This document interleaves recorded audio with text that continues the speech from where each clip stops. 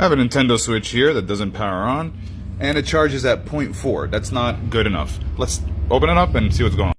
Well, we have the back cover and the plate out, and we need to test the motherboard. The main chip that goes bad is this one over here, so let's test a bunch of chips around here and see what's going on. So we found the short right here, and this is connected to the chip and the SMD. So let's find out more about this, if this is a capacitor or not, or if we need to replace the M92 chip. Alright, so the motherboard is removed. Let's remove this chip. So the chip has been removed here. Let's put a new chip on. We tested and it also seems like this chip is also bad. Let's remove that. Alright, so the shorts are gone. Let's put new chips on here. Alright, so we have both chips installed here. Let's go ahead and test. Let's put it all together now. Alright, so we plugged it in and the reader says 343, which is charging good. Boom, we have it. If you like this video, hit that like button, subscribe to me. I appreciate it. Thank you so much.